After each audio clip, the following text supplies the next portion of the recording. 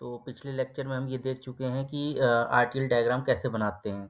RTL diagram को logic से हम कैसे जो स्पेसिफिकेशन होती है उससे कैसे आरटीएल डायग्राम बनाने की कोशिश करते हैं। इसको हम कहते हैं आर्किटेक्चरल लेवल पे डिजाइनिंग। और जो दूसरी लेवल पे होती है वो ब्लॉक लेवल पे होती है। वो होती है सीधे कोडिंग। तो पहले पहले आर्किटेक्चरल लेवल पे हुआ करता था, उसके बाद फिर उसका सिमुलेशन किया जाता था। उसके बाद ये देखा जाता था कि आउटपुट आ रहे हैं कि नहीं आ रहे हैं। लेकिन बाद में ईडीए आ गए, ईडीए का टूल्स आ गए। तो ईडीए टूल्स आने के बाद फिर क्या होने लगा कि जो है आर्किटेक्चर लेवल एक अलग लेवल हो गया और फिर ये ब्लॉक लेवल अलग हो गया। तो ब्लॉक लेवल अब कोडिंग की जाती है, वो नीचे वाले डिज़ाइनर जो होते हैं, वो जिनको थोड़ा कम एक्सपीरियंस होता है, वो कोडिंग करते हैं सीधे, ठीक है? और जो ऊपर वाले होते हैं जिनको बहुत ज़्यादा एक्सपीरियंस हो गया होता है, वो आर्किटेक्चरल लेवल पे कोडिंग करते हैं। तो हम जो अभी कोडिंग करने जा रहे हैं वो ब्लॉक लेवल पे है और हम उस आरटीएल डायग्राम की कोडिंग करेंगे जो आरटीएल डायग्राम हमने इससे पहले बनाया हुआ है। उस आरटीएल डायग्राम की हम कोडिंग करने जा रहे हैं वीएचडीएल में। तो हम ये जानते हैं कि वीएचडीएल जो है एक सिस्टमैटिक लैंग्वेज है, डिसिप्लिन लैंग्वेज है। तो सबसे पहले हमें इसमें लाइब्रेरी इंक्लूड करनी पड़ती है। विदाउट लाइब्रेरी जो है कंपाइलर आपका जो है कुछ भी कंपाइल नहीं करेगा, उसको जो है समझ में ही नहीं आएगा कोड में क्या लिखा हुआ है और बहुत सारी एरर वेरर दे देगा। तो जो है एरर प्रोन जो है वह नहीं है वीएचडीएल। वेरीलॉग में एरर हो सकती हैं और इसीलिए जो है जो एरोस्पेस है, डिफेंस है, वहाँ पे हम वीएचडीएल का ही यूज़ करते हैं क्योंकि वो एरर प्रोन कम है, ठीक है? तो इस वजह से हम जो है वीएचडीएल का यूज़ करते हैं। अब हम कोडिंग स्टार्ट करते हैं। तो कोडिंग में हम सबसे पहले लिखेंगे लाइब्रेरी, IEEE। अब IEEE क्यों? क्योंकि IEEE एक स्टैंडर्ड हो गया है। पहले क्या था कि जब ये शुरू में वीएचडीएल बनी थी, तो जो है जो डिफेंस था, यूएस डिफेंस, उन्होंने अपना एडा एडा का मॉडिफाइड वर्जन करके और ये वीएचडीएल बनाया था। तो ये कोई ऐसा यूनिवर्सल नहीं था जिसको सारे कंपनीज अडॉप्ट कर सकें, सारे टूल्स अडॉप्ट कर सकें। तो IEEE ने क्या किया कि इसको एक जो है एक स्टैंडर्डाइज कर दिया और फिर इसको लाइब्रेरी में बहुत सारे पैकेजेस डाल दिए और उसकी एक लाइब्रेरी बना दी। लाइब्रेरी आप समझ ही गए, जैसे लाइब्रेरी होती हैं, उसमें ढेर सारी किताबें होती हैं, रैक होती है ना? रैक में अंदर किताबें होती हैं। तो इसी तरह एक लाइब्रेरी है जिसमें ढेर सारे पैकेज पड़े हैं, पैकेज के अंदर कोड पड़े हुए हैं। तो ये जो है एक लाइब्रेरी है जो जो जब हम पैकेज यूज़ करेंगे, वो पैकेज जो है कहाँ से उठाएगा वो? लाइब्रेरी से उठाएगा और लाइब्रेरी जो है IEEE है। हम अपनी कस्टमाइज़्ड लाइब्रेरी बना सकते हैं, वो हम आगे लेक्चर्स में बताएँगे कैसे कस्टमाइज़्ड लाइब्रेरी बनती है, कैसे कस्टमाइज़्ड पैकेज बनते हैं। अभी हम कोडिंग करने की कोशिश करते हैं। ठीक है? तो हमने सबसे पहले लिखा लाइब्रेरी IEEE। इसके बाद हम लिखेंगे यूज़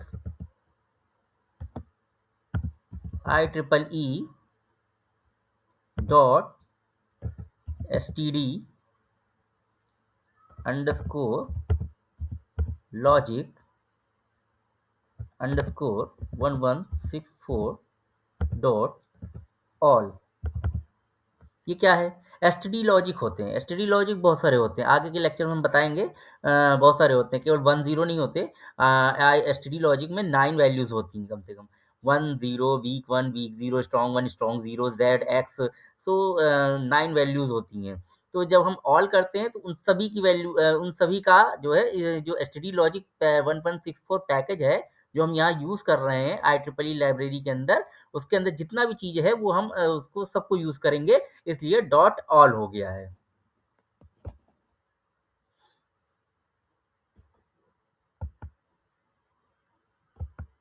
इसके बाद अगली लाइब्रेरी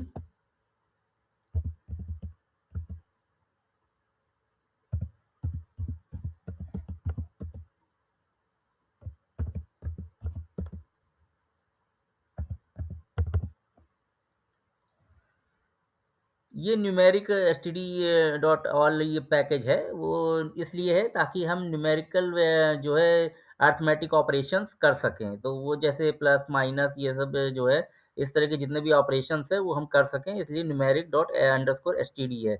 और इस पैकेज के अंदर जितने भी फंक्शंस लिखे होंगे, जितनी भी वैल्यूज होंगी, जो भी पैकेज के अंदर जो भी मेथड्स होंगे, वो प्रोसीजर्स होंगे, वो सब जो है आप यूज़ कर सकें, इसलिए डॉट ऑल लगा हुआ है।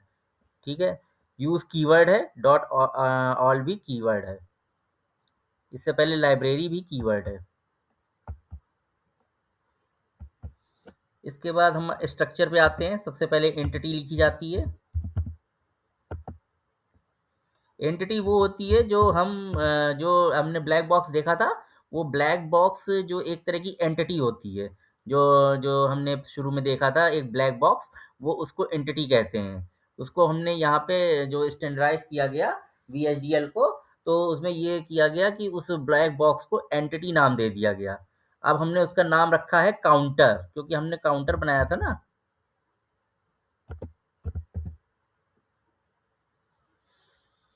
अच्छा, ये है कि ये ऐसा नहीं है कि यहाँ पे हम जो है क्या कहते हैं कि आप उसको यूज़ करें, केवल कैपिटल लेटर्स को यूज़ करें। यहाँ आप स्मॉल लेटर्स भी यूज़ कर सकते हैं। इसमें कोई बाउंडेशन नहीं है कि आपको जो है वो कंपाइलर एरर दे देगा। तो आप जो है वैसे ये अच्छा रहता है कि आप सारे ही स्मॉल लेटर यूज़ करें या फिर सारे ही कैपिटल लेटर यूज़ करें। तो मैं इसको भी जो है ये आपका अ, इसको स्मॉल लेटर कर देता हूँ। ये एज ए कीवर्ड हो गया है। अब चाहे तो आप इसको सबको किया कैप्स में भी कर सकते हैं। तो काउंटर उस एंटिटी का नाम है, उस ब्लैक बॉक्स का नाम है। इसके बाद पोर्ट, उस ब्लैक बॉक्स में जो भी इनपुट आउटपुट आ रहे हैं वो सभी इस पोर्ट के अंदर आ जाएंगे।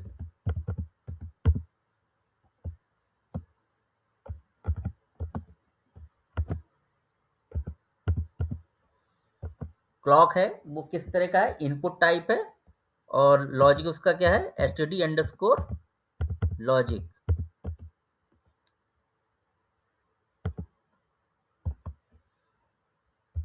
दूसरा रिसेट।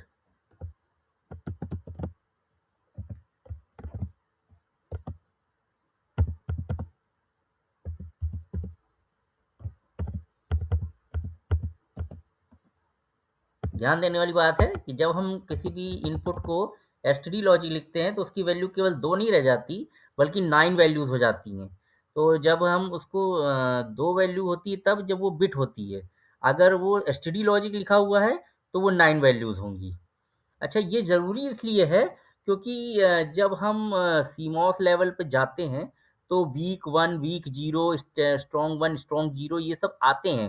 तो जो VHDL है वो इतना वो है एनहांस्ड वर्ज़न है कि वो जो है सारे लेवल्स को, सारे वोल्टेज लेवल को क कैप्चर करता है। तो अगर केवल बिट लिखोगे आप तो केवल 0 और 5 वैल्यू लेगा। 0 वोल्ट और 5 वोल्ट। 0 0 हो गया और 5 वोल्ट 1 हो गया। लेकिन जब आप ये 9 वैल्यूज लिखते हो तो आप अलग अलग वैल्यूज लेते हो। कोई 1.8 होता है, कोई 2.7 होता है, किसी का कोई थ्रेशोल्ड होता है। तो वीक 0 कुछ और होता है, वीक 1 कुछ और होता है, TTL के लिए अलग होता है, सीमॉस के लिए अलग होता है। तो ये चीज़ें जो है सब VHDL में कोडिंग की जा सकती है बड़े आराम से। इसलिए इसको एसटीडी लॉजिक शुरू से ही डिक्लेयर कर देते हैं, ताकि अगर आगे कोडिंग में यूज़ करना पड़े तो हम एसटीडी लॉजिक में वो वोल्टेज लेवल यूज़ कर सकें। ठीक है। अगला इनपुट है इनेबल।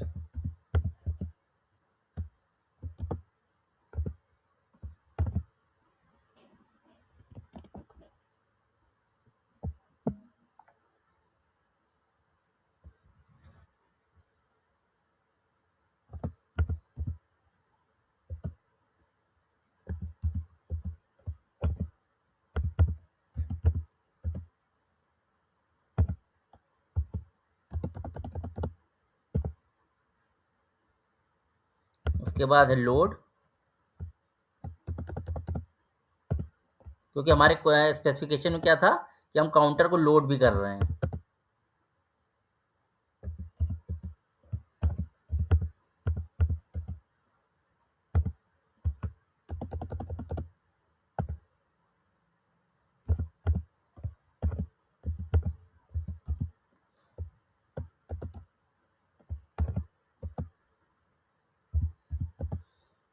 फिर अप डाउन, क्योंकि हमने अप डाउन काउंटर बनाया था।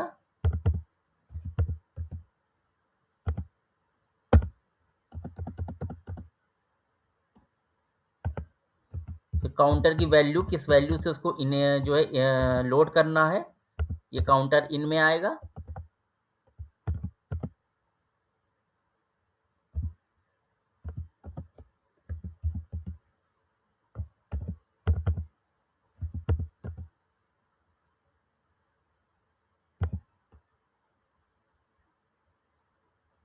अब हमने जो है यहाँ पे गलती की क्या, क्योंकि हमने काउंटर को 4 बिट काउंटर बनाया ना, तो यहाँ पे एसटीडी लॉजिक नहीं है, एसटीडी लॉजिक अंडरस्कोर वेक्टर आ जाएगा।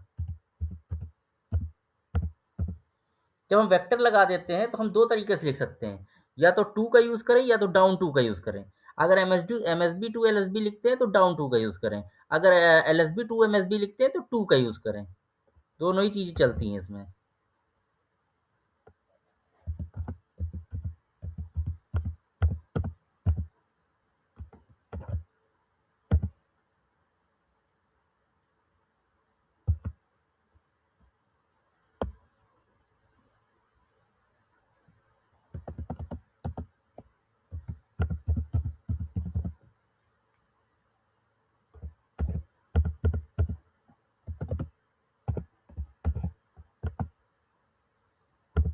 जो आउटपुट है उसको आउट से देंगे, कीवर्ड से करेंगे।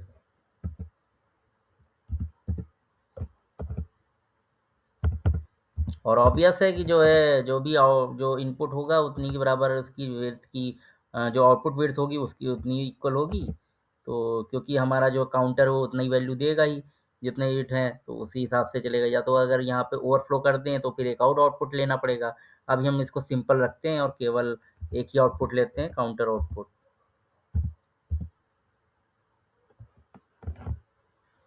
3 डाउन टू 0।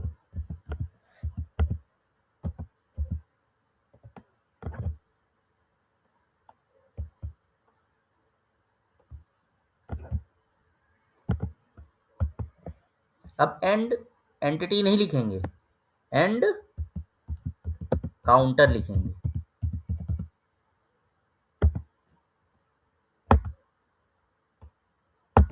ये हो गया एंटिटी पार्ट। इसमें हमने क्या लिखे, केवल इनपुट लिखे और आउटपुट लिखे।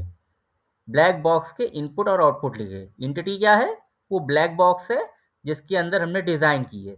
अब जो हमने उसके अंदर डिज़ाइन की है वो हम आर्किटेक्चर में डालेंगे। जो हमने डिज़ाइन करके देखा था वो हम आर्किटेक्चर में डालेंगे। तो इसका जो स्ट्रक्चर में दूसरा पार्ट है वीएचडीएल में, वो है आर्किटेक्चर।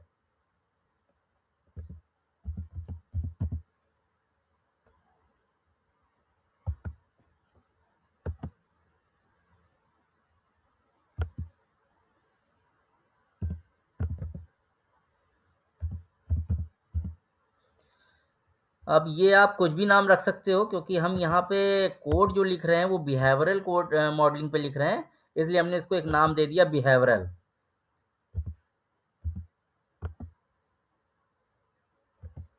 काउंटर एंटिटी नेम लिखेंगे इज बहुत इंपॉर्टेंट है। इज लगाना जो है बहुत इंपॉर्टेंट है, ये हमेशा लगाना पड़ेगा। ये वीएचडीएल में इज लगाना ही पड़ता है, क्योंकि जो वीएचडीएल वो एडा की जो है एडा का मॉडिफाइड वर्जन है। उसको मतलब बेस जो एडा लिया गया है, एडा लैंग्वेज, और जो वेरीलॉग है वो उसका बेस वर्जन सी है। तो उसको सी सिंटैक्स में चलते हैं और यहाँ एडा सिंटैक्स में चलते हैं। तो यहाँ पे एडा सिंटैक्स में जो है इज लगाते हैं, ये वही उन्होंने अडॉप्ट किया हुआ है, तो इसलिए यहाँ पे इज लगाया जाता है।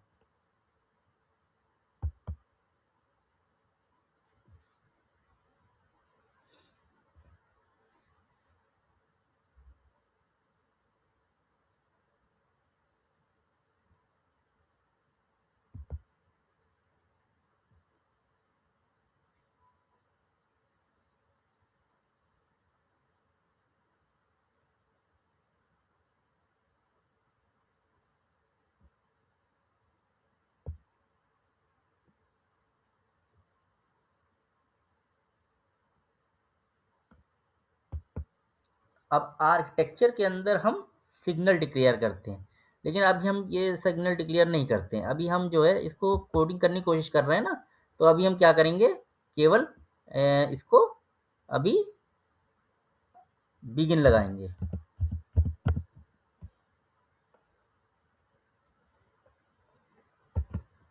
और जैसे हम वेरिलॉग में लिखने की कोशिश करते हैं वैसे ही लिखेंगे।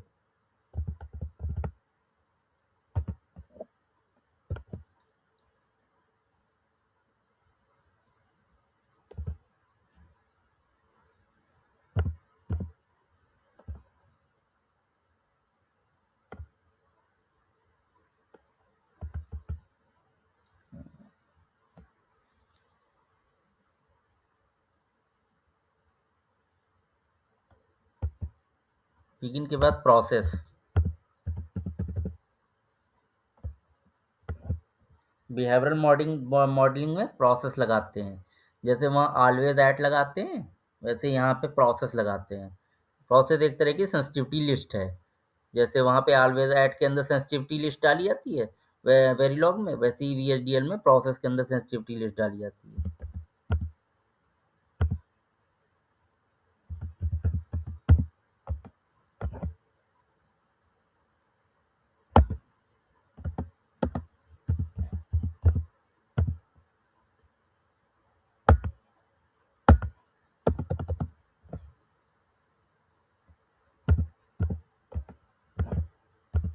अब हमारे क्वेश्चन में क्या था, स्पेसिफिकेशन में ये था कि एसिंक्रोनस रीसेट का एसिंक्रोनस अप डाउन काउंटर बनाना था।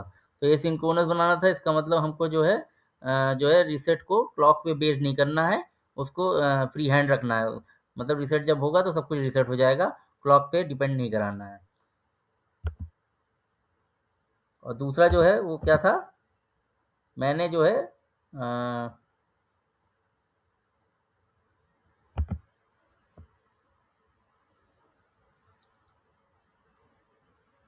एक्टिव लो रीसेट लिया था।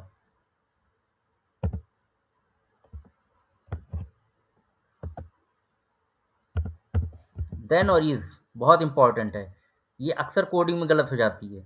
तो हमेशा याद रखिएगा कि इज और देन जरूर लगाना है, क्योंकि क्या होता है सी सिंटेक्स याद रहता है तो इफ में देन लगता नहीं है, लेकिन वीएचडीएल में एडा में इनमें देन लगता है। इसी तरह इज लगता है एंटिटी के अंदर, तो वो चीज़ें दिमाग से उतर जाती हैं, तो हमेशा याद रखना है उसे।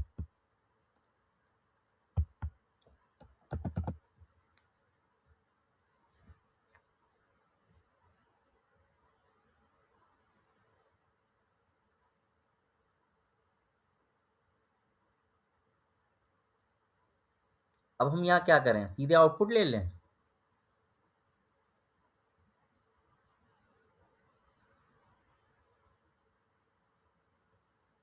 यहाँ तो आउटपुट ले लेंगे,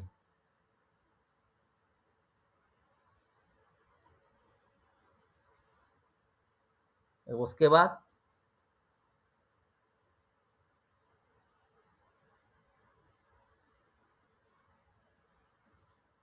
सीधे आउटपुट में इनपुट तो भेज नहीं सकते,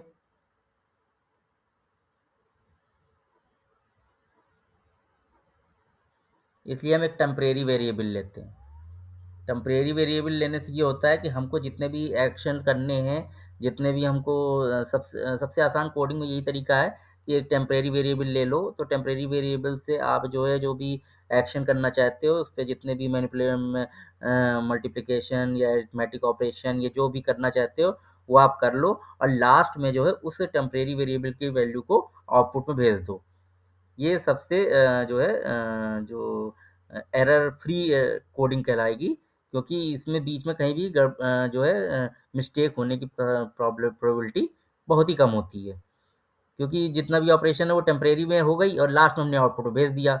अब हमें अगर आउटपुट में भेज दें तो हम कहीं बीच में कहीं इनपुट को सीधे आउटपुट में भेज दें तो वो गलत हो जाता है, क्योंकि ऐसे तो वैल्यू जाती नहीं सीधे इनपुट में, और इनपुट से आउटपुट में भेज दें नहीं तो गलत हो जाएगा, है ना।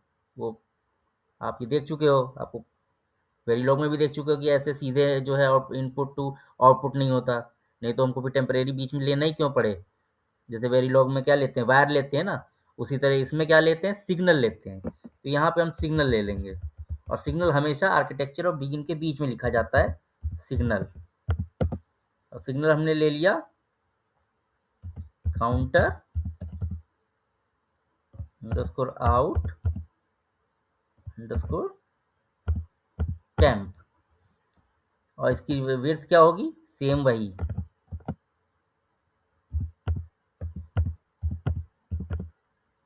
अब ये जो अनसाइंड मैंने लिखा है यहाँ पे, ये अनसाइंड को जो है कैसे समझेगा कंपाइलर? इस अनसाइंड को समझने के लिए कि इसकी डेफिनेशन क्या है, ये उसको लिए वो पैकेज में जाएगा, और पैकेज कौन सा ऊपर दिया हुआ है, न्यूमेरिक अंडरस्कोर एसटीडी, ये पैकेज दिया हुआ है। तो इस पैकेज के अंदर अनसाइंड की डेफिनेशन है कि अनसाइंड वैल्यू कहाँ से कहाँ तक जाती हैं, ये पूरी डेफिनेशन है। तो ये लाइब्रेरी है, लाइब्रेरी के अंदर पैकेज है, और पैकेज के अंदर ही पूरा कोड लिखा हुआ है कि अनसाइंड की वैल्यू कहाँ से कहाँ तक जाती है और अनसाइंड वैल्यू क्या होती है। तो ये पूरा जो है एक पैकेज के रूप में, पैकेज बॉडी कहलाती है उसे। वो पैकेज, पहले हम पैकेज बनाते हैं, उसमें केवल एक तरह से जैसे पोर्ट डिक्लेरेशन होता है ऐसे ही होता है, और एक होती है पैकेज बॉडी।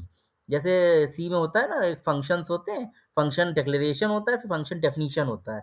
तो फंक्शन डिक्लेरेशन जो होता है वो पैकेज डिक्लेरेशन टाइप का होता है इसमें, और फिर पैकेज बॉडी जो होती है वो डेफिनेशन होती है। तो अनसाइंड की डेफिनेशन हमें किसमें मिल जाएगी, न्यूमेरिक अंडरस्कोर एसटीडी में।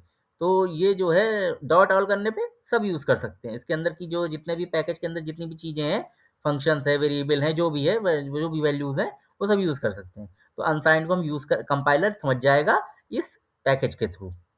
तो इसीलिए हमने वहाँ पे न्यूमेरिक अंडरस्कोर एसटीडी इंक्लूड कराया था, यूज़ किया था। इंक्लूड नहीं होता, इंक्लूड तो इधर वेरीलॉग में होता है, इसमें यूज़ होता है।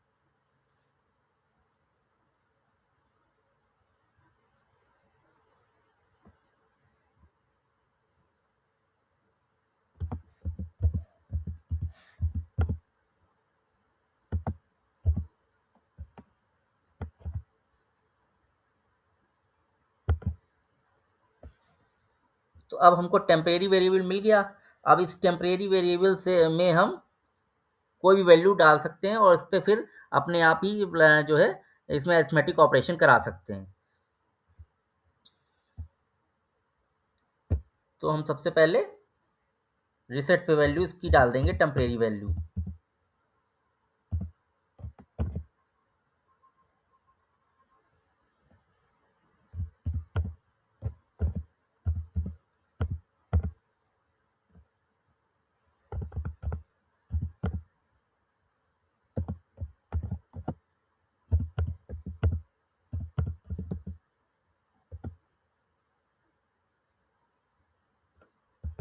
सॉरी, गलत हो रहा है।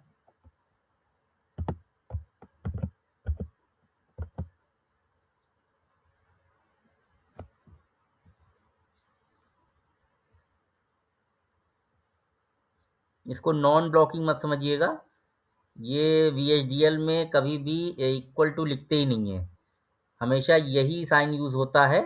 और ये इसका प्रतीक है कि जो है हमारा जो है वेरिएबल नहीं है, सिग्नल है, और सिग्नल कुछ डिले के बाद जाता है।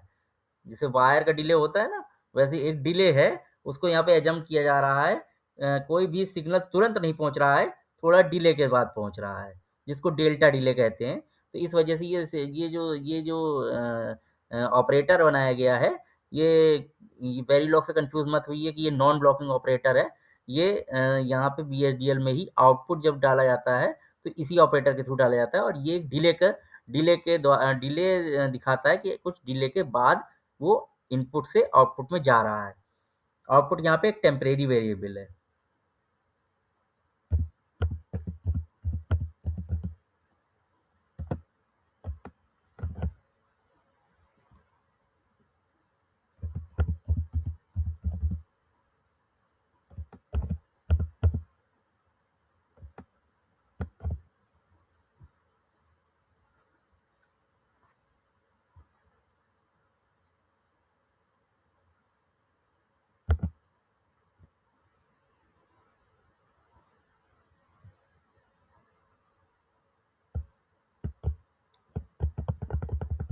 ये हम लोड नहीं कर रहे हैं, हम यहाँ पे वैल्यू देख रहे हैं ना, यहाँ पे जो है हम लोड नहीं कर रहे हैं, यहाँ पे हम अदर्स लिखेंगे, अदर्स।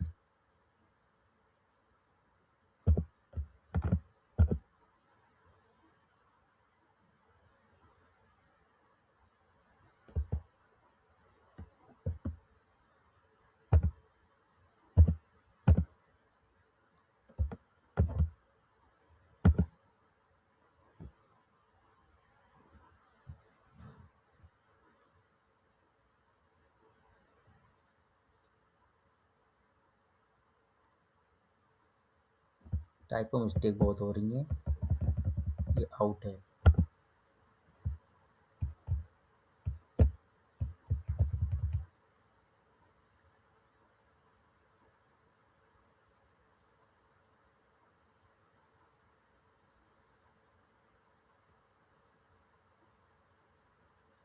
अदर्स क्यों लगाया गया? अदर्स इसलिए लगाया गया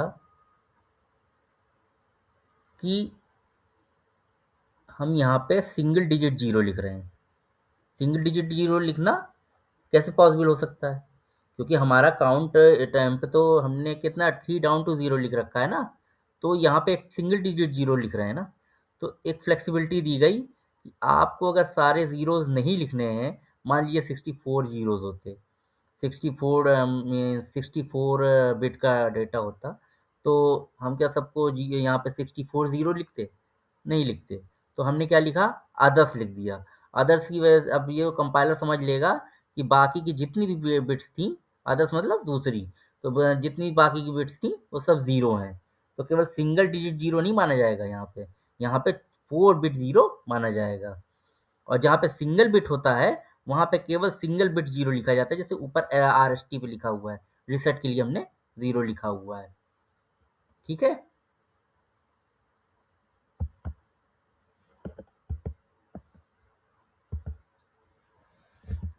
एल्स इफ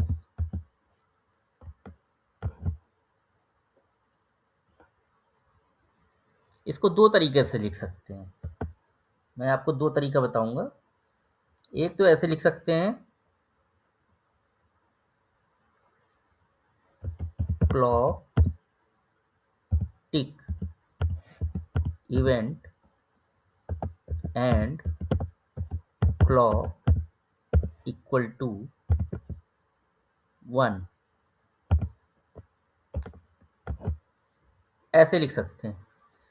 लेकिन ये क्या था, VHDL जो पहले वाला था, पहला वर्जन था, इससे पहले का वर्जन जो 2008 के पहले का वर्जन था, उसमें ये ऐसे यूज़ किया जाता था। जब से नया वर्जन आया, तो फिर जो है हम इसको ऐसे ना लिख के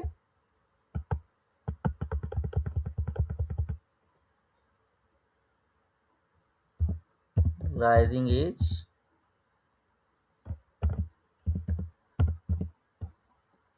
तब ये हट जाएगा, ये आपका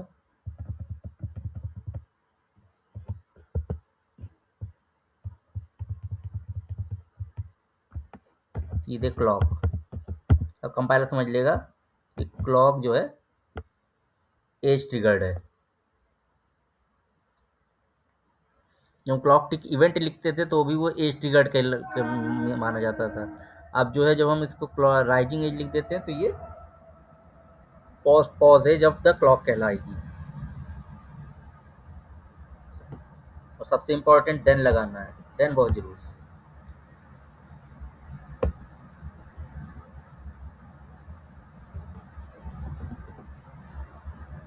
अब क्लॉक आ रही है तो जो है हमारा जो स्पेसिफिकेशन था उसके बेस पे हम सबसे पहले ये था ना कि अगर जो है क्लॉक आ रही है तो सबसे पहले काउंटर लोड होगा। तो लोड करने के लिए हमें इफ लोड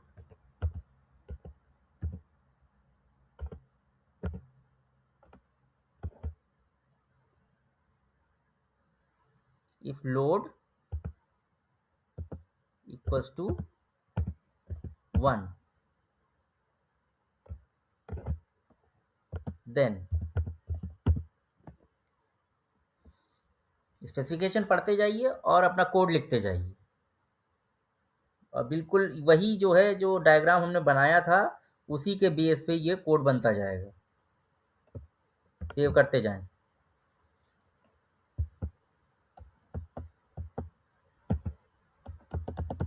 तो हम लोड करेंगे, पहले लोड करेंगे ना काउंटर को।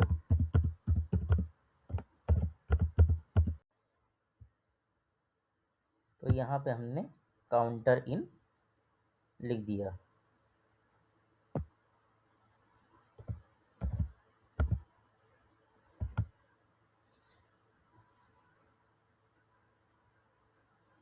हमेशा जो है कोड में जब इफ एल्स का यूज़ करें बिगिन का यूज़ कर रहे हैं। तो जब ये कीवर्ड यूज़ करें तो आप एक डिस्टेंस जो है क्रिएट करते चलें, एक स्पेस देते चलें, ताकि पता चलता रहे कि कौन सा कोड किस किस पार्ट के अंदर है। ये कोडिंग स्टाइल अच्छी होती है, शुरू से इसकी आदत डालें तो वो ज़्यादा बेटर होगा।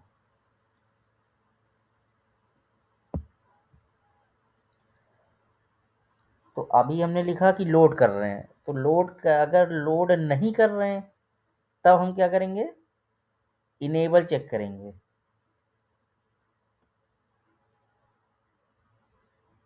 इसलिए इसको एल्स इफ में डालेंगे।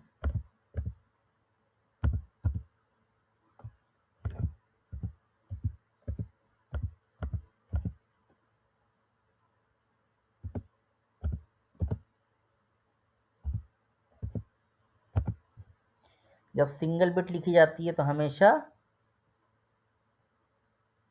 सिंगल इन्वर्टेड कामा, अगर मल्टी बिट लिखी जाती है तो डबल इन्वर्टेड कामा, और देन लगाना कभी ना भूलें।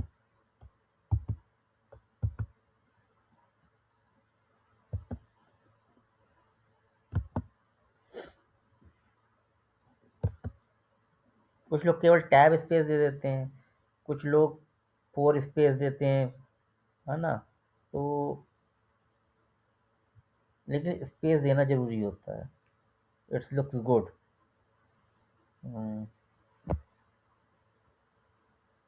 अगला हमारा क्या था, इनेबल के अंदर कंडीशन है,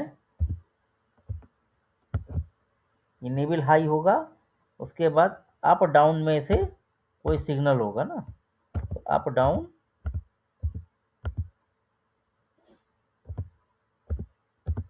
अगर 1 है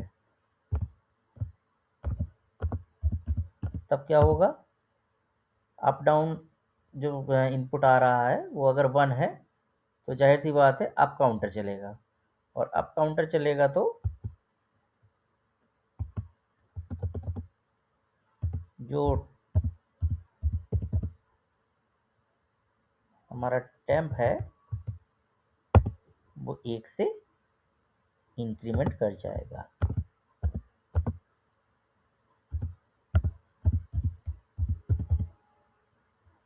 तो ये जो ऑपरेशन आप लिख रहे हो ना, ये ऑपरेशन केवल आप टेम्परेरी सिग्नल्स पे ही कर सकते हो, जो वीएचडीएल में सिग्नल्स पे कर सकते हो, टेम्परेरी रेंज पे कर सकते हो, जो है उस पे जब आप वेरिलॉग में यूज़ करते हो तो ये बहुत इंपॉर्टेंट है, इसीलिए टेम्प लिया गया। अगर सीधे आउटपुट यहाँ पे नहीं रख के आप कर सकते कि आउटपुट रख दिया और जो है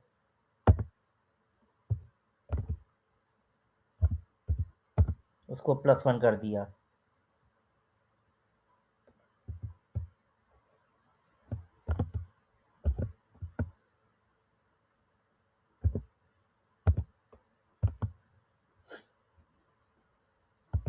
ऐसा आपको पता ही है।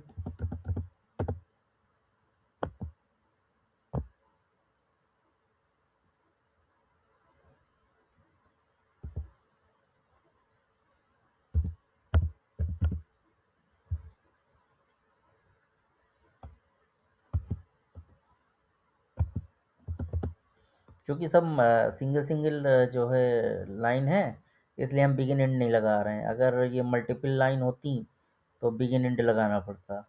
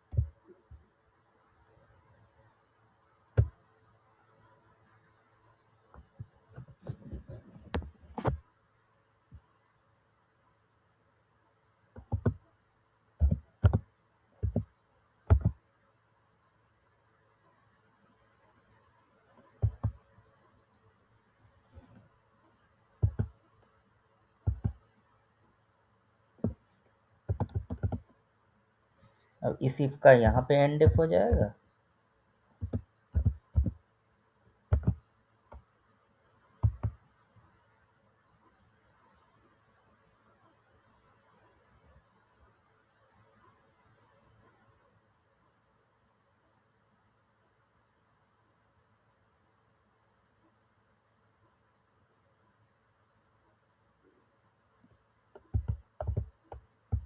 इस एंड इफ का यहाँ पे एंड इफ हो जाएगा।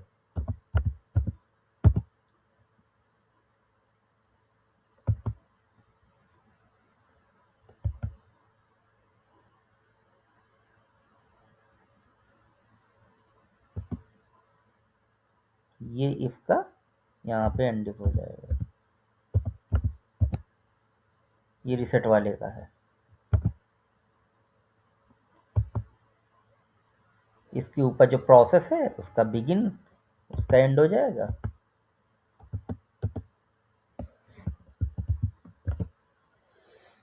स्पेस से पूरा क्लियर हो जाता है कि कोड में कैसे क्या हो रहा है। अगर ये स्पेस न लगे हों तो जो आपका कोड, जैसे आप कभी कंपनी छोड़ के चले गए तो जो दूसरा आपका कोड पड़ेगा वो रीडेबल नहीं है, उसको समझ में नहीं आएगा किस ब्लॉक के अंदर क्या क्या लिखा हुआ है।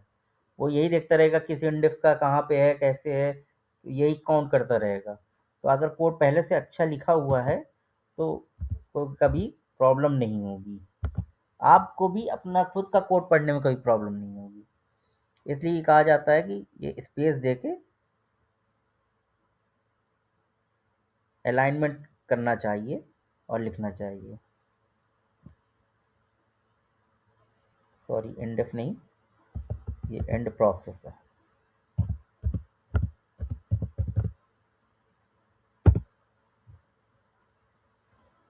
और जब प्रोसेस हो गई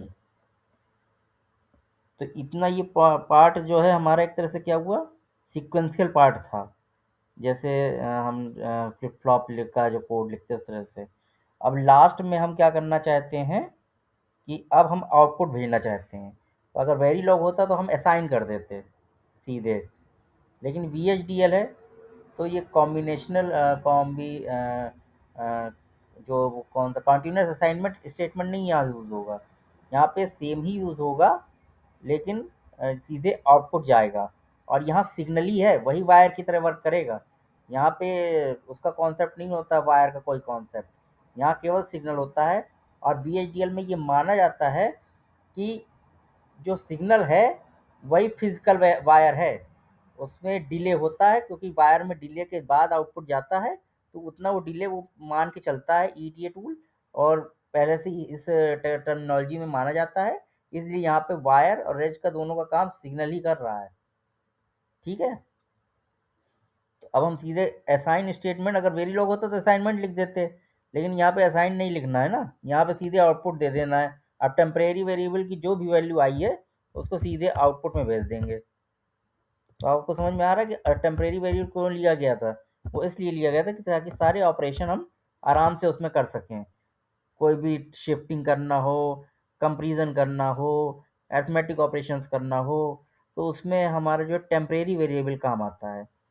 नहीं तो फिर सीधे आउटपुट पे हम वो ऑपरेशंस नहीं कर सकते, फिर वो एरर आ जाएगी, फिर ढंग से हार्डवेयर जनरेट नहीं होगा EDA टूल से।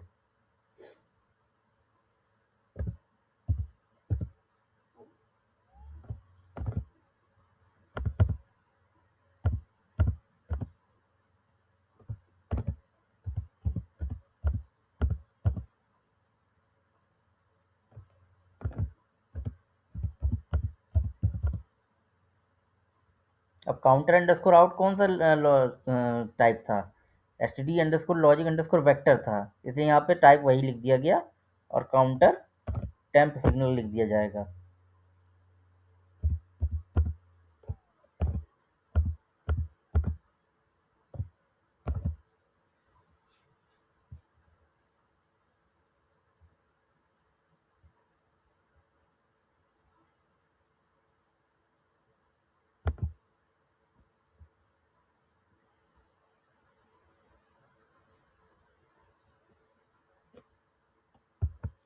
लास्ट में जो हमने आर्किटेक्चरल को जो है हमने जो नाम दिया था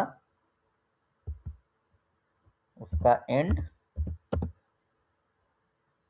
आर्किटेक्चर का हमने नाम क्या दिया था, बिहेवियरल, तो बिहेवियरल आ जाएगा। और हमारा कोड कंप्लीट हो गया काउंटर का। अब इसमें एक और चीज़ है, एक जो है ये है कि इस, इस प्रोसेस को अपना एक नाम दे सकते हैं, इससे आगे चल के कंफ्यूज नहीं होता है कंपाइलर। मान लो इसको हमने नाम दे दिया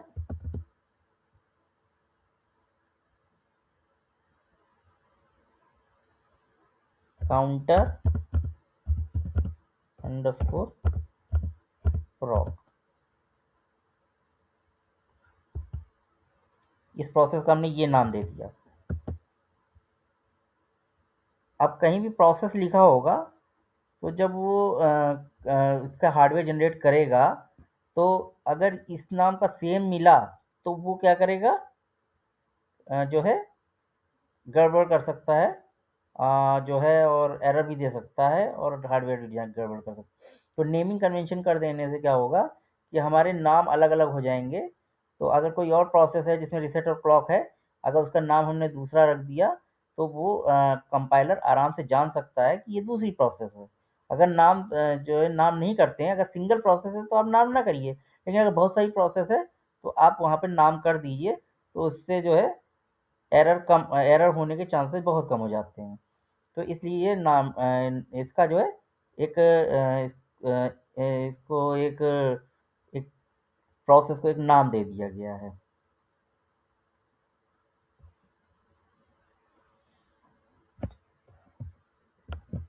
तो ये हमारा कोड हो गया।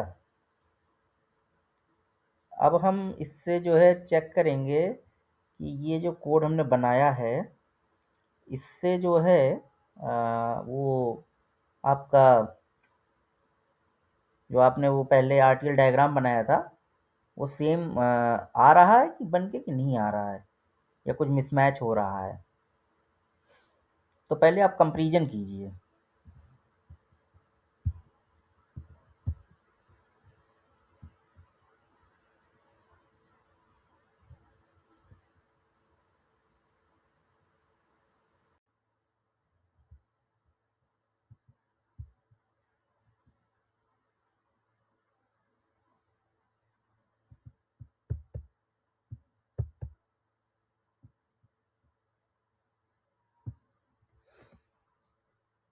तो हमने कोड किसके बेस पे लिखा है, हमने कोड जो है इस फंक्शनल स्पेसिफिकेशन के बेस पे लिखा है।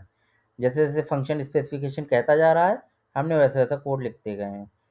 जैसे उसने लिखा पहले रिसेट को हम ज़ीरो करेंगे तो हमारा काउंटर क्या होगा, रिसेट में सब वैल्यू ज़ीरो हो जाएंगी।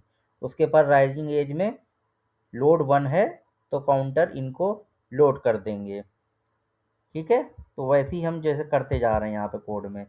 जैसे हम रिसेट को ज़ीरो कर रहे हैं, सारी वैल्यू ज़ीरो हो रही हैं, राइजिंग एज आ रही है, फिर लोड इक्वल्स टू 1 है तो ये हमने लोड कर दिया। इसके बाद उसमें क्या लिखा हुआ है,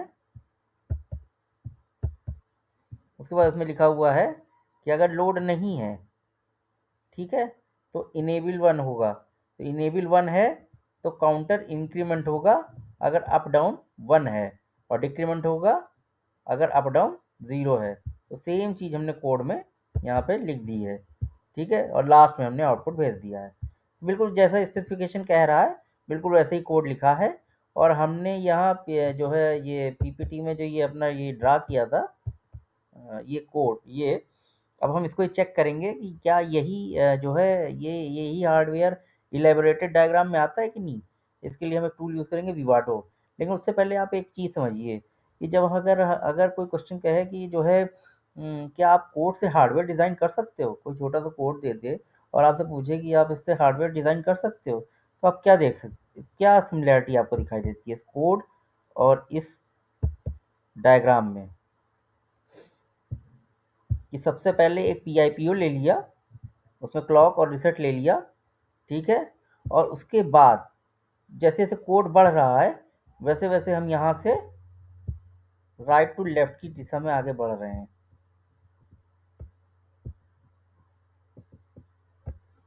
है ना।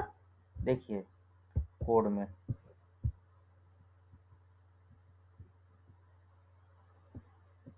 if load equal to 1 then else if enable और फिर अप डाउन। ठीक है, तो यही ये जो ये सीक्वेंस है ऐसे करके यहाँ से ये नीचे की ओर जो जा रहा है यही सेम यहाँ पे जो है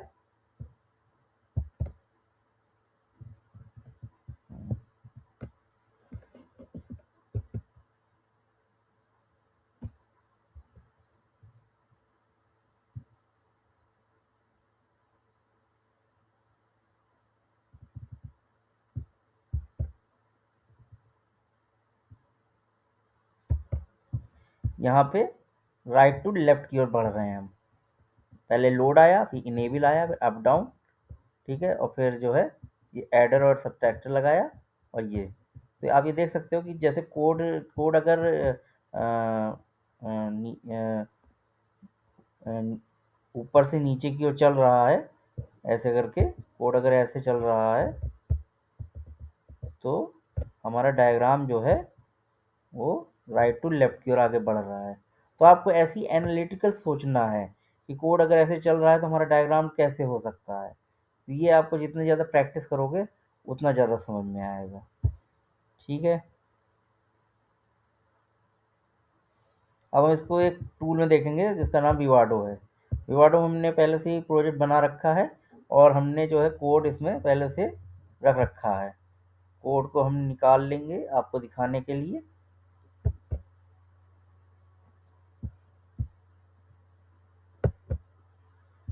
ये कोड पूरा हमने लिखा है, सेम कोड है।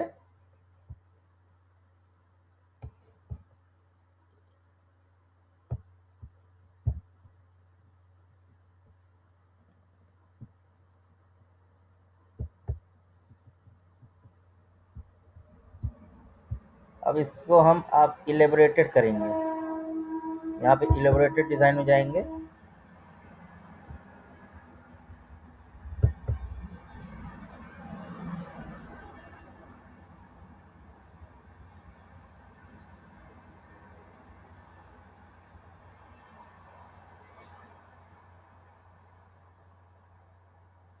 विवाडो जो है जाइलिंक्स कंपनी का बनाया हुआ टूल है। ये बेसिकली स्टूडेंट्स के लिए है।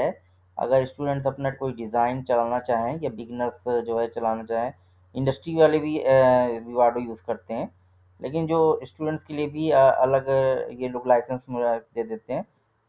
कोई चार्ज नहीं लगता, तो ये आप फ्री में डाउनलोड करके अपना चला सकते हैं। तो इसको आप चेक कर सकते हैं कि हमारा जो कोड है उससे जो है इलेबोरेटेड डिज़ाइन क्या बन के आ रही है। ये वही डिज़ाइन बन के आनी चाहिए जो हमने आरटीएल डायग्राम में बनाया था।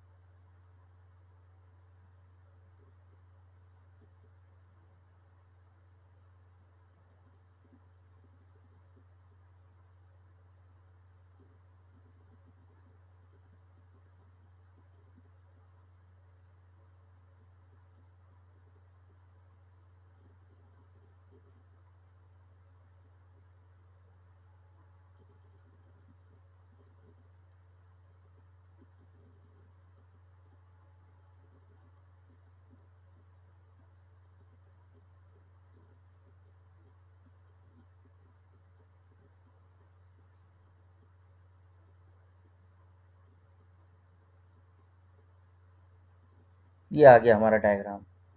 इसको हम बाहर निकाल लेते हैं चेक करने के लिए।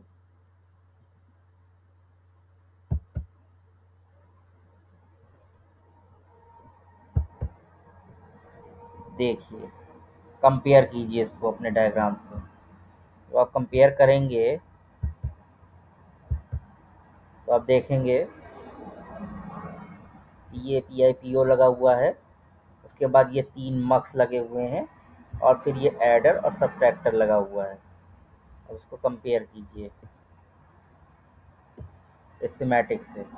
ये इन्होंने ये PIPO लिया हुआ है, और PIPO के बाद जो है ये इन्होंने 3 मक्स लिए हैं, और फिर ये एडर सब्ट्रैक्टर लगाया है।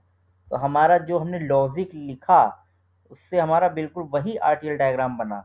इलेबोरेट करके हमने देखा तो टूल ने भी वही बनाया। तो इसका मतलब जो हमने एनालिट सोच के जो डायग्राम बनाया था RTL डायग्राम, वो एक्यूरेट है। अब हम इसको सिंथेसाइज भी करेंगे, ताकि हमें समझ में आए कि ये सिंथेसिस हो सकता है कि नहीं।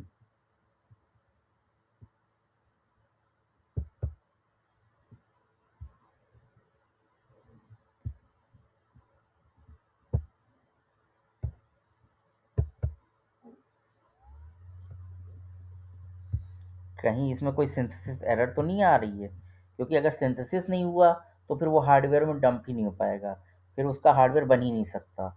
इसलिए हमें ज़रूर चेक करना होता है कि सिंथेसिस हो रही है कि नहीं हो रही है।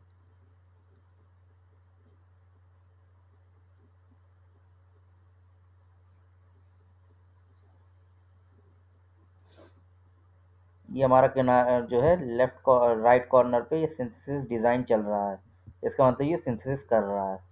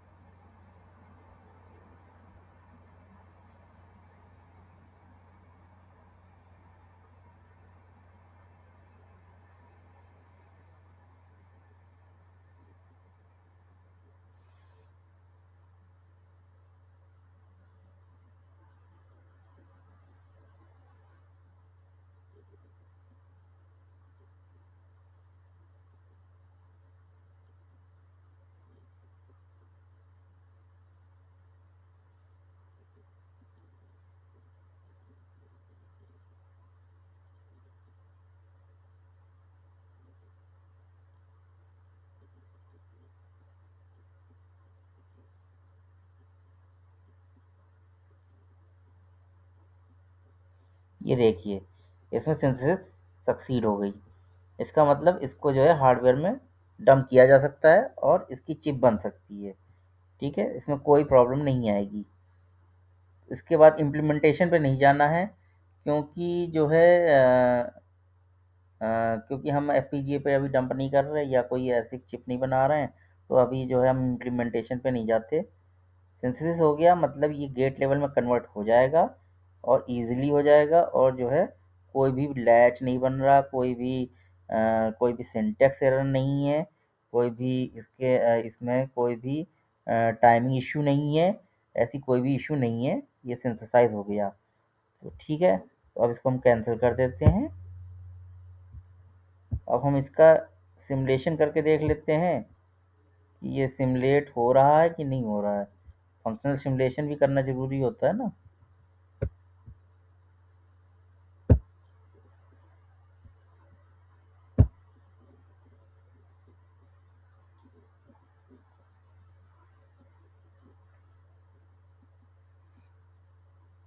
बेसिकली पहले सिमुलेशन ही करते हैं, उसके बाद सिंथेसिस करते हैं। तो सिमुलेशन करके देख तो लें कि हाँ फंक्शनैलिटी हमारी सही चल रही है कि नहीं चल रही है, हमारे आउटपुट सही आ रहे हैं कि नहीं आ रहे हैं। अगर नहीं आते हैं तो फिर हमें डिज़ाइन बदलना पड़ता है, फिर सिमुलेशन करना पड़ता है। जब सिमुलेशन सही हो जाता है तब हम उसको चेक करते हैं सिंथेसिस हो पा रहा है कि नहीं हो पा रहा, मतलब वो एग्जैक्ट हार्डवेयर में आ जाएगा या नहीं आ पाएगा।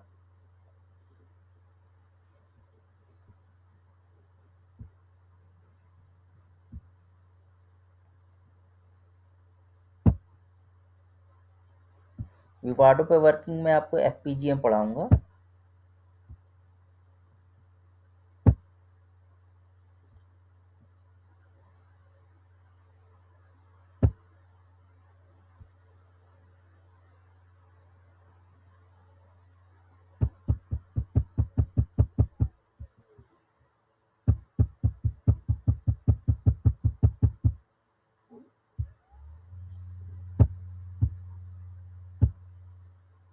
ये देखिए,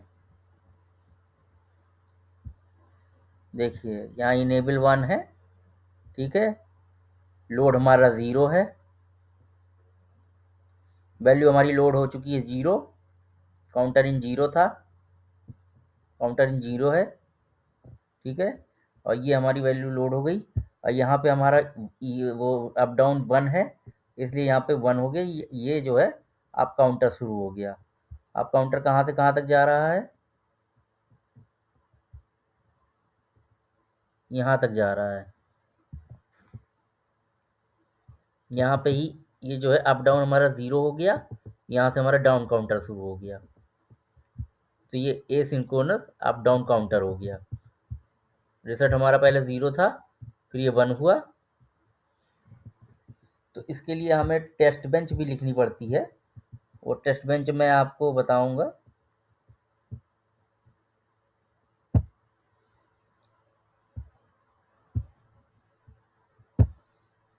आगे चैप्टर्स में बताऊंगा कि टेस्ट बेंच कैसे लिखनी है।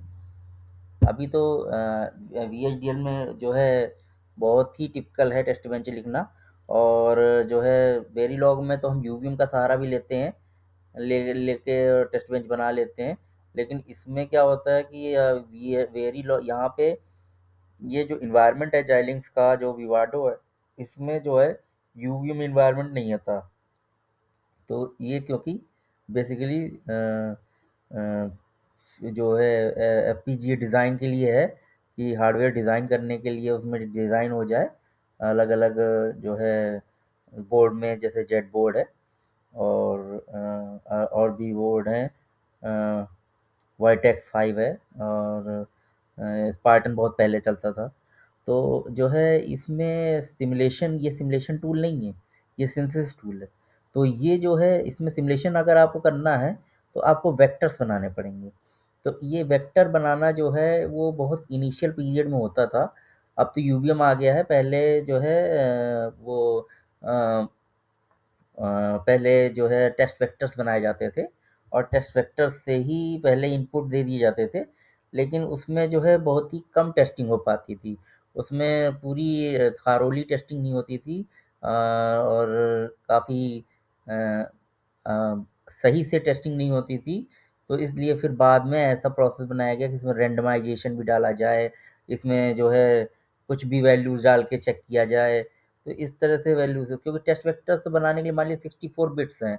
अब 64 बिट्स के आप टेस्ट वेक्टर्स बनाएँगे तो बनाते जाएँ, बनाते जाएँ, बनाते जाएँ। फिर उसमें इनपुट्स भी आ रहे हैं, इनपुट्स पे 10 10 10 आ रहे हैं, या फिर वो भी मल्टी बिट्स हैं। तो एक बहुत ही कॉम्प्लिकेटेड टास्क हो जाता है कि इतने टेस्ट वेक्टर्स बनाए जाएँ, इतने परमुटेशन कॉम्बिनेशन बने कि जो है पूरी पूरी चीज़ों को वो कैप्चर करे और पूरे पूरे सिनेरियो को कैप्चर कर पाए। लेकिन ये बहुत ही टफ टास्क है। तो फिर इसीलिए बाद में फिर यूवीएम जैसा एक एनवायरनमेंट बनाया गया, जिससे कि बहुत ही आसानी से चीज़ें हो जाएँ हैंडल। लेकिन जब हम जाइलिंग्स में काम करते हैं, वार्डो में काम करते हैं, तो हम टेस्ट वेक्टर से बस उसको चेक करते हैं कि सिमुलेशन हो रहा है कि नहीं हो रहा है। बेसिकली जब लार्ज डिज़ाइन होगी तो आपको क्वेस्टा पे जाना पड़ेगा, या फिर जो है कैडेंस के टूल पे जाना पड़ेगा, एक्सीलियम पे जाना पड़ेगा, तो वहाँ पे जाना पड़ेगा, तो आप सिमुलेशन करके देखते हैं। यहाँ पे जो है आप केवल सिंथेसाइज करके अब हार्डवेयर लेवल पे देख सकते हैं, और कुछ टेस्ट वेक्टर डाल के आप देख सकते हो कि डिज़ाइन थोड़ा वर्क कर रही है या नहीं कर रही है, सिमुलेशन में कुछ आ रहा है कि नहीं आ रहा है। तो ये बेसिकली हमारा टेस्ट टेस्ट बेंच लिखी हुई है टेस्ट वेक्टर के बेस पे, इसको आप देख सकते हो।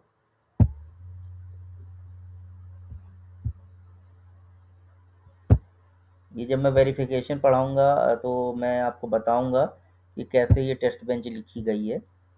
और टेस्टिंग की आप उसको अभी से ही वो देखना शुरू कर सकते हो, चाहे मैंने आर्टिकल बना रखा है, उस पे कई मेथड्स बताए हैं कि कैसे टेस्टिंग की जाए।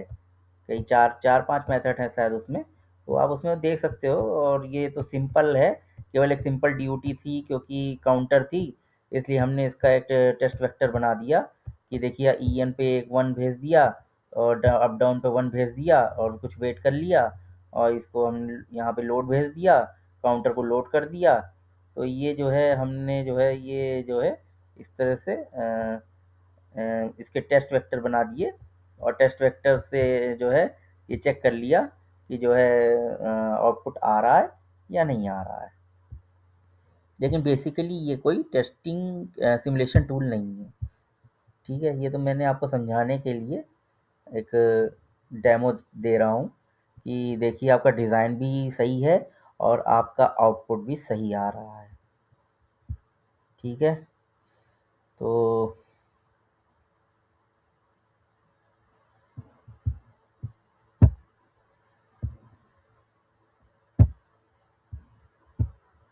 यही डायग्राम मैंने यहाँ उठा के रखा हुआ है, और यही सिमुलेशन यहाँ पे दिखाया हुआ है सेम।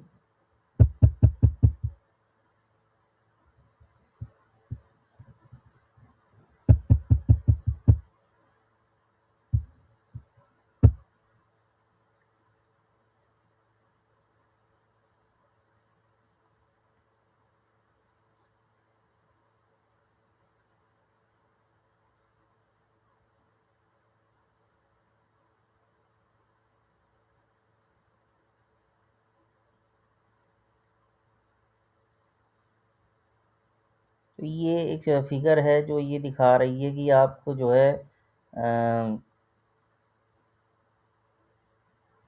फैब्रिकेशन जब होता है तो उसमें ट्रांजिस्टर्स लगे होते हैं, तो वो ट्रांजिस्टर्स कैसे लगे होते हैं, तो एक उसका एक डायग्राम टाइप में दिखा रहा है। और जो है उसका फैब्रिकेशन में कितना जो है वो कितना वैल्यू लगता है उसको दिखा रहा है। और साथ में ये बता रहा है कि VHDL जो है वो कैसे एक स्ट्रक्चर्ड वे में के लिए नेसेसरी है, जो है स्पेसिफिकेशन के लिए, जो जब हम सिलिकॉन पे उसको चीज़ों को डंप करते हैं। तो ये basically the point part of the back and design की जो है कैसे वो दिखता है। तो ये आप एक मान लो ये सर्किल एक वेफर है, और इस वेफर के अंदर जो है हमने कंपोनेंट्स डिज़ाइन कर दिए। अब ये जो डिज़ाइन है अंदर, वो जो है जो है अ, वो डिज़ाइन जो है वो जो है अंदर कंपोनेंट्स की है, वो RTL लेवल पे नहीं है, वो गेट लेवल पे है, और गेट लेवल से भी नीचे ट्रांजिस्टर लेवल पे है। तो वो इस तरह से दिखा रहा है कि एक वेफर के अंदर ऐसे हम डिज़ाइन करते हैं, ऐसे कंपोनेंट्स को रखते हैं।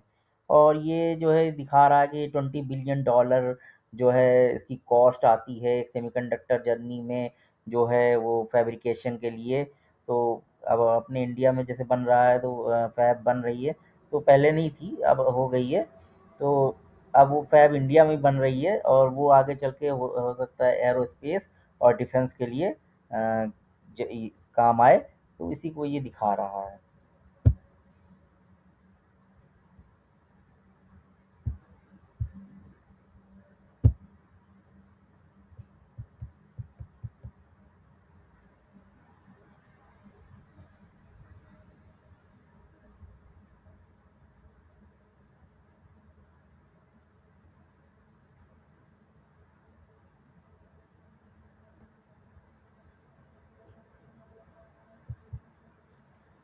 इसकी एप्लीकेशंस तो आपको पता ही है कि कम्युनिकेशन सिस्टम्स में होता है मॉडेम, इनकोडर। VHDL जो भी है वो क्या कर रहा है कि जो है डिजिटल डिवाइसेस बना रहा है। अब डिजिटल डिवाइसेस में जो है जब हम आते हैं तो डिजिटल डिवाइस में कम्युनिकेशन सिस्टम में जब आ जाते हैं तो हम फिर DSP के अंदर आ जाते हैं, digital signal processing. Digital signal processing में आपको पता है कि मॉडेम भी होता है, मॉड्यूलेटर, डीमॉड्यूलेटर होता है, और क्या कहते हैं कि मॉड्यूलेशन की टेक्निक्स और भी होती हैं, FSK, PSK, QPSK, MSK। तो मिनिमम शिफ्ट कीइंग है ना, PSK, फेज शिफ्ट कीइंग। तो ये सब जो है ये आपने पढ़ी होंगी। तो इसमें जो है अंदर जो ब्लॉक बनते हैं, उस ब्लॉक हर एक ब्लॉक अपने में एक डिजिटल सर्किट है, डिजिटल सिस्टम है। तो उस डिजिटल सिस्टम के जो हार्डवेयर डिज़ाइन हो रहे हैं वो या तो VHDL में होंगे, या तो वेरीलॉग में होंगे, या सिस्टम वेरीलॉग में होंगे। तो ये जो VHDL में कन्वर्ट जो यूज़ हो रहे हैं उसका एक एप्लीकेशन इन्होंने दे दिया, communication system. Automotive safety system जैसे एयरबैग कंट्रोलर। अब एयरबैग कंट्रोलर जो लगे होते हैं, जैसे आपके कार में लगे होते हैं आगे की ओर, जैसे ही वो डिटेक्ट करते हैं कि जो है कोई कोलैप्स होने वाला है तो एयरबैग्स खुल जाते हैं। तो वो जो वहाँ पे जो हार्डवेयर लगा हुआ है वो भी आप VHDL में डिज़ाइन कर सकते हो। CPU DSP की डिज़ाइन कर सकते हो। डिजिटल सिग्नल प्रोसेसिंग वही जो पहले से मैं बता रहा हूँ। यहाँ DSP केवल DSP प्रोसेसर की बात हो रही है। DSP डिजिटल सिग्नल प्रोसेसिंग की बात नहीं हो रही है, DSP प्रोसेसर की बात हो रही है। जैसे CPU प्रोसेसर है वैसे DSP भी डिजिटल सिग्नल प्रोसेसर है। तो DSP प्रोसेसर जो है कुछ अलग काम भी करते हैं, वो मल्टीप्लाई एंड एक्यूमुलेट भी करते हैं, और वो थोड़ा CPU से एडवांस होते हैं। तो वो जो है वो ये मल्टीमीडिया एप्लीकेशन जितनी भी होती हैं उनका काम DSP प्रोसेसर करता है, और CPU अलग वर्क कर लेता है। तो दोनों अपना वर्क डिवाइड कर लेते हैं, लेकिन दोनों की ही डिज़ाइन जो है VHDL में की जा सकती है। और स्पेस और डिफेंस के हार्डवेयर में तो इसका यूज होता ही है। अभी ये DL 2008 में इसका फ्यूचर जो है अभी बहुत है। अभी इसमें सिंटेक्स भी होने वाले हैं, इसमें जो है 2008 में तो सिंटेक्स भी इन्हेंस किए गए हैं, fix and floating point support भी है, और बेटर मॉडलिंग फीचर्स भी हैं। Fixed and floating point support आपको पता होगा, फिक्स्ड में जो है पॉइंट फिक्स्ड होता है, और फ्लोटिंग में जो है जो पॉइंट है वो हम one right to left, left to right उसको खिसका सकते हैं। और उसके साथ तो फिर वो जैसे जैसे खिसकाते हैं उस हिसाब से एक्सपोनेंशियल वैल्यू जो होती है वो उसकी वैल्यू अलग होती जाती है। ठीक है। तो जो है वो चीज़ अलग है, और वो उसको उसको BHDL के अंदर अलग ही डाला गया, और वो इसलिए डाला गया है क्योंकि DSP के अंदर जो है फ्लोटिंग पॉइंट का यूज़ होता है।